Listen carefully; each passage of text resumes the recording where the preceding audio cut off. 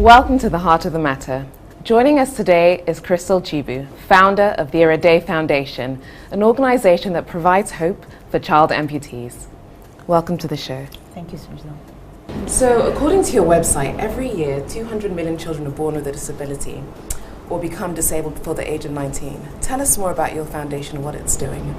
The foundation basically works with child amputees, and not just child amputees, so also their caregivers, and we also try to work with the entire community. And it was born out of my experience.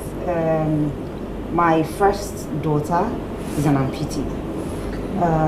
She got amputated at the age of 2 as a result of a congenital illness. So when I gave birth to her, she had a condition called tibial hemimelemia, which is basically she didn't have a bone in her right leg and she did not have a kneecap. So we were told that we needed to amputate, but we kind of thought, okay, so many other things we could research. Did you know this before she was born? No, I didn't. Oh. And I did a number of scans, but really none of the scans actually showed me that my daughter had an issue. And I didn't know until she was born. And even when she was born, we thought probably it was just a condition that could be taken care of, probably by casting the leg or something. We thought it was a club foot at a point. Club foot, basically, our foot was turned to the back when we had her. So we just thought, oh, it will be addressed immediately. But that did not happen. With research, we found out that actually a bone was missing, and she did not have a kneecap like everybody else. So is there a particular cause for that, or it's just? From research, there's really no reason or no cause. Probably it's something just happened along the growth circle, and ill luck. I mean, as most of the books you read would say, for her case, and when she was 2, we had to amputate. That must have been tough. Well, at that time, yes, it was tough. If I say it's still, sometimes it is still tough, because every day we go through different issues. So, but it's been a worthwhile journey. I sometimes introduce myself of mother of a 5-year-old, proud mother of an amputee, because even with the amputation, we've been blessed.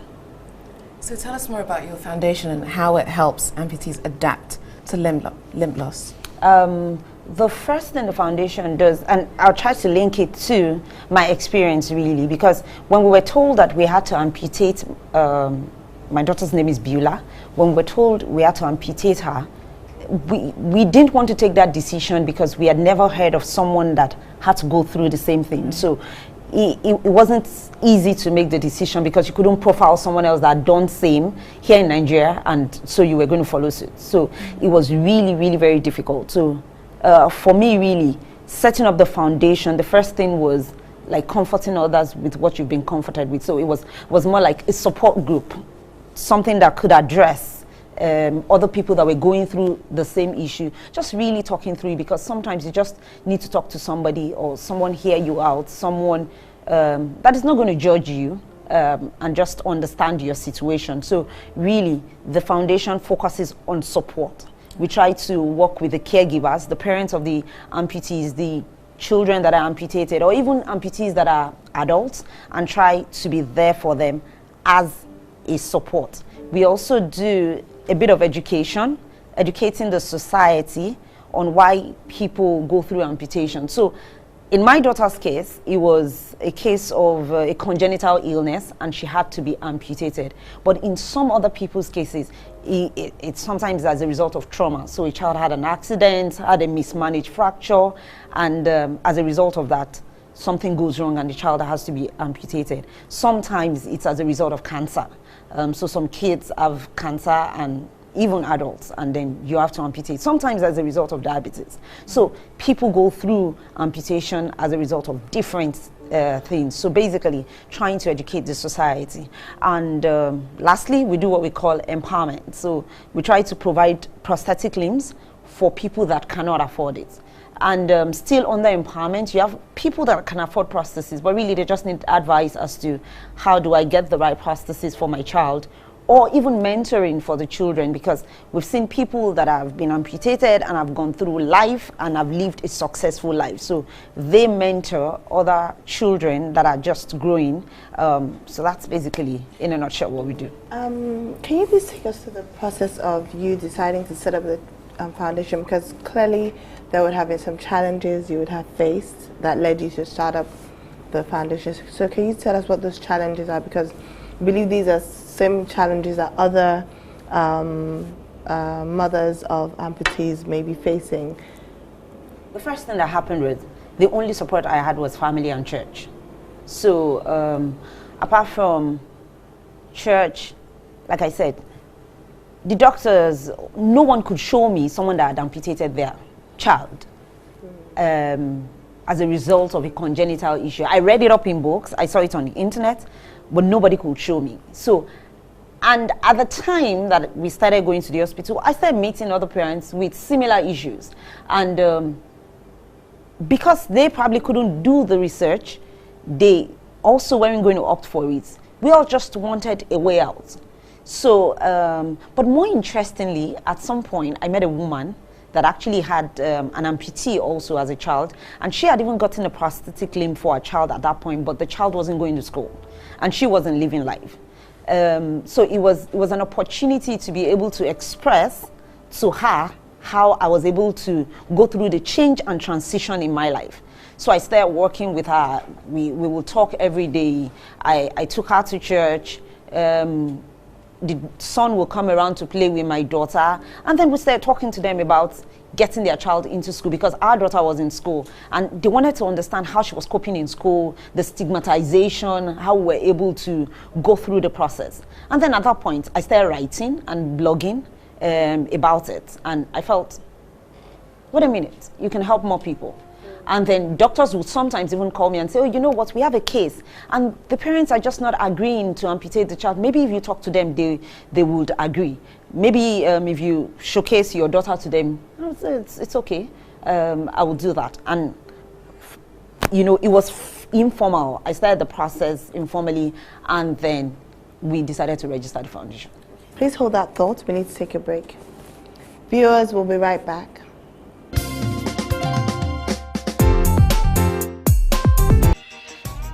Watch your favorite Heart of the Matter episodes online at www.theheartofthematter.tv. Also, check out exciting behind-the-scenes photos.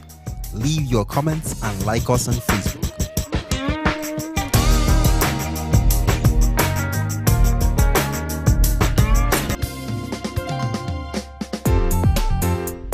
Welcome back to the Heart of the Matter. We still have with us Mrs. Crystal Chigbu, founder of the IREDE Foundation.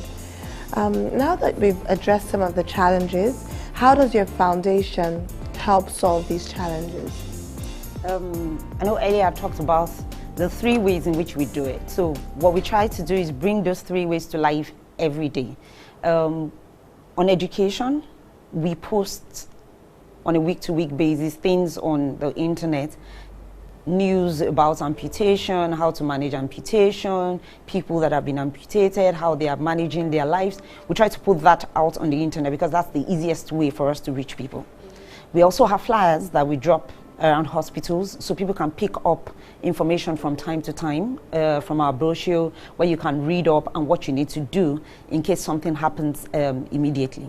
For support, we have on our website what we call Refer a Child. So you can actually refer someone. You can send an email directly to our info box if you have any questions, or you know somebody, because you have people that probably cannot even access the internet. So they probably just saw something on TV, or someone read it up and told another person about it. So you can actually refer a child to us. When we have children referred to us, for us really our focus is majorly on children. There are other foundations that do things for adults. So what we basically do is, if we get an adult, we refer them. We also have about 20% of our funds actually that goes to adults. However, if we need to make a call, we stay with kids. When we have those children referred to us, we profile them to be sure that actually they can't afford it, because really an average Nigerian cannot afford to get a prosthesis, and especially in the case of a child, keep changing it, because when the child grows either fatter or taller, then the child needs to change the prosthesis. So we maintain the prosthesis for the children that we take on. from whatever age we take them on till they are 18 years. And the reason why we chose 18 years is because once they are 18, we know that the rate of change is going to reduce to about 5 years or 6 years thereabouts. So we know that by then they would have been empowered by the programs that we do and everything, and then they will be able to take care of their prostheses themselves. Also, we're about to start a project where we're partnering with doctors at Lasut, and then we're training technicians to be able to get better at what they do, because the prostheses that we give to children today, most of them are imported. So we really don't have the materials to produce or make prostheses here. When we eventually make the ones we make here, they're a bit heavy, and then the children cannot make use of them. So every day, that's really what we do. So it looks like a routine, but interestingly, we meet different people along the way. So it's programmed for the entire society, putting up things out there. It's support for the caregivers. So sometimes we, from time to time, call the people that we've worked with, both the people we've given prostheses or those that have identified with us, and check the progress of the child and see how the child is doing. Is the child in school? Is the child's health okay? And all of that. So what is the cost of the prostheses? For the prostheses that we give, it costs us about 950,000 to ₦1 million to get a prosthesis out for a child. Why is it so expensive? I think it's because really we don't have the materials right here, and like I said, we're beginning to identify local manufacturers that can be trained and then can get their skills better. So we just identified one. We will work with the person, and then once we certify that the person is very good, then we can start using them for the kids, because also we realize that children are very, very, they're delicate, they are precious. So you don't want to, if you give a child a wrong prosthesis, it could affect the spinal cord, especially for those that are for the lower limb, so the legs. So you need to be very, very careful and ensure that whatever you're giving to the child is suitable for the child. So I think basically it's expensive because, and I mean, even abroad, prostheses are very expensive. As the functionalities and the technicalities of it, you know, the aesthetics get even more sophisticated, the prices go up. And is this the same for, so because you mentioned that sometimes as the child puts on weight or loses weight, you have to change. So it's the same cost, but every time you have to change. Yeah, because you're probably getting a new prosthesis. Okay. One of the things that we're beginning to also work on is we're having people donate prostheses to the foundation. We're building our own capacity and capabilities to be able to, you know, pieces it and then reuse it for someone else. So as we build capability and capacity in that angle, we will be able to reduce our cost even further to work at So roughly how many do you give out a year? I know you started in 2012. Yeah, when we started in 2012, we were able to give out just about 2. In 2003, we did about 6. Okay. This year, we've done about 14. So we're progressing, and we're taking it, you know, really very slow, because we want to get it right and ensure. And you know, the interesting thing is, it's once we do a child, the rate of change for the children, depending on the age, is about 6 months to 1 year. So sometimes we even change for a child like 3 times in a year before the year runs out, and we've changed for one child. How are you funding all of this? When the IREDE Foundation started, we started funding with our own funds and our friends. Okay. So basically, it was more of talking to people, and then because really, I was talking to a friend in the office on Friday, and he said, actually, you know, the reason why we give you, because we see you in the pain, we see that, you know, you're going through it, and we've seen how you've managed your daughter, and if you've done that with your daughter, you can do it with someone else. So really, we started with the group of friends that we're working with. So the whole of 2012, really, it was my husband and friends, and then in 2013, we got support from Sahara Foundation. And then after Sahara Foundation supported us, we had MODE. And then we also have on a yearly basis a walk that we called Out on a Limb. So it's an awareness walk. And then this year we had about 16 companies support us in the walk. So we're beginning to get traction. People are beginning to know about it. And then also, I think a few days ago, we heard that Rotary wanted to give out 1,000 limbs, which is interesting. So we're seeing how to partner with them and get our own children also, we call them IREDE children, get them prosthetic limbs, and see how those prostheses are actually customized for the kids. You also have a child sponsorship platform. Can you tell us more about that? I believe people can adopt a child? Yes. For us, what we call adoption is basically we have kids that are being profiled. So you can say, I'm going to take on a child and I'm going to be responsible for the child's prosthesis. Like what mode, mobile decisioning holdings, what the company did was to say, okay, we're going to support 2 children, and then they pick, and also Sahara does that, they pick the children that they want to be a part of their lives. So those kids, we report the kids back to them, they check up on the children, they go at will to go and see the child, to actually see whether the child is using the prosthesis or not. They take pictures, they have access to the family of the child. So we have individuals that also say, we're going to partner with you. We have churches that say, we're going to partner with you to build a child's life, to give support and help to this child. So people come from time to time. We have people that give on a monthly basis and just say, you know what, I just have 1,000 naira and I'm just going to be supporting with this 1,000 naira. So we keep in touch with people, helping them to understand, okay, these are the number of children that we have. This is what we're doing with the funds that you're bringing in. These are our plans for the next year or the near future, and what we want to do with the children, basically that. Okay. And lastly, before you go, can you, if somebody is interested in partnering up with you, how can they go about it? The first thing really is we have a website that really details what we do, and we have the sponsorship form. So you can say, I want to give on a monthly basis, cash. Or you can say, I'm going to donate prostheses. Or you can say, I'm going to donate my services. Because interestingly, I mean, because we are a non-for-profit organization, our website currently today is being sponsored by someone. So someone just does the website for us. So if you look at it, you might think the person is not giving directly to support the child, but it's taking up the burden and the funding of that of us, so that makes it so you can give in kind and you can give in cash. We have people that say, oh, for every event you do, I'm going to take care of your photography, and oh, if you're doing this work, we're going to provide water for you. So it's whatever you have to give. We have people that give financial, so like the people that audit our books, we don't pay anything. They just give that service for us, so we don't have to try and get financial people. They just come in from time to time and do that service for us and go away. So we need to take another quick break. Viewers, we'll be right back. Welcome back to the Heart of the Matter. We still have with us Mrs. Crystal Chigbu, who's talking about child amputees. What role do you think government can take to provide a more conducive environment for disabled people?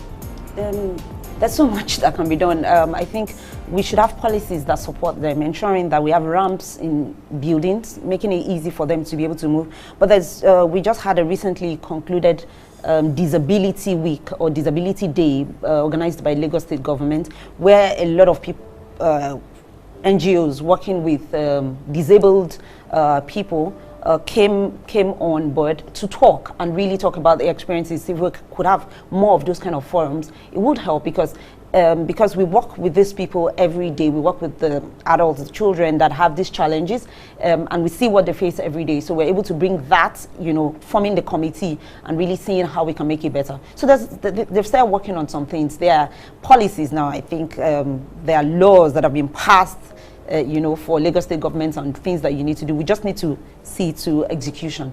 Okay. So, driving through traffic in Lagos, you see a lot of beggars on the road who, are amputees. How can we, encourage and empower them, to pursue their dreams and, live a normal life? For me, I think first thing would be if we could get them off the road, and then really it's about information, and begin to give them information and showcase for them someone that has been through it and the person is living a self-sufficient life. If I don't see an example, I wouldn't be able to follow. So like for my daughter, sometimes I remember enrolling her for swimming classes, and she came back and told me, Mommy, I just can't. I used to be able to do it, but I can't right now. So, we had a whole week of watching videos of amputees that are swimming. And then she told me, I think I'll be able to do it now. And then she went back for her swimming classes. So I think it's being able to showcase for them, they being able to see, being able to trust and believe that, oh, you've taken me out of this, because really begging, people make money off it. So if I'm able to work, or there's this amputee that is working and the person is doing very well. Like I know an amputee that is a broadcaster, and you probably wouldn't even know she's an amputee. When we do the work, she does kilometers of work. I know a lot of them, maybe because of my daughter's situation. So really, I think that's going to help. And we've started a coalition. We're hoping that it's really the execution of it, and as the years go by, it gets better and better. Can you please tell us what life is like now in your home? Your daughter is 5 now. Does she have any siblings? Yes, she has a younger brother. So she has eldest sisters. So what is life like in your family, and where do you find your strength from? Strength. I'd like to take you from strength first. Honestly, it's God. And it's not a cliche. It's people ask me how I go through it every day. I don't have to bother because someone else takes care of it, and that is God. He makes it. I don't think of my child. He solves everything that I have to think of about my child, and then I have time to focus on other people. Life is interesting. My daughter is an interesting phenomenon. You meet her and you probably wouldn't know she's an amputee because she does swim, like I said. She dances ballet. Recently, she started taekwondo classes. So she's able to do a whole lot. We don't see her as disabled. We don't see her as not able to do anything because she does everything. So she climbs, she sleeps in a bunk bed, and she sleeps up. So we make her do everything. And when she's naughty, she's spanked for being naughty. We use the rod so that she understands. She's not seen differently or separately. We take her. She's not spoiled. No, she can't be because she's normal. Yes. And like I tell people every time, disability is a thing of the mind. So even for disabilities that you can't see, it's a mind game. Yes. And you have a lot of people that have prostheses in their body, but you can't see it. So sometimes we even have eyes, but we can't see. So it's a mind game. So we work really key because you find that for some other parents, they may just feel, pity and, sorry, and then they forget there's also the child's character needs to be built. Yeah. And so they, relent on building the character and just feel sorry. But I like the fact that you say that you treat her like she's normal. Yeah. She needs to be spanked, you spank her. She is. I mean, she understands that she does wash her plates by herself. You finish eating, she takes her plate to the kitchen and she gets it washed. She's not treated differently. She's just a child. She's not my child. She goes to a normal school and she does all her activities. And she doesn't have a reason. I mean, I remember there was a time she fell down and she was feeling pity for herself. And my dad asked her, Beulah, does your brother fall down? She said, yes. So why are you... People fall down every day. So when her brother falls down now, she tells her brother, get up. People fall down every day because people fall down. Yeah. People really do fall down. So it's not because she uses an artificial limb, because I could be going and I trip and fall. So we try to help build her confidence in the Word of God. She says, we try to make her say a memory verse every week, and then she recites it every day. And we link it to things of strength. So she's able to say, I can do all things through Christ who strengthens me. She knows where it is found, and she says it to herself over and over again. So she tells you, I can jump because I have Christ. So already, and she gave her life to Christ last week. So it's interesting, and it's interesting times, really. I think we are just blessed, and like I said, it's the comfort with which we are comforted. We're able to comfort other people. It's God.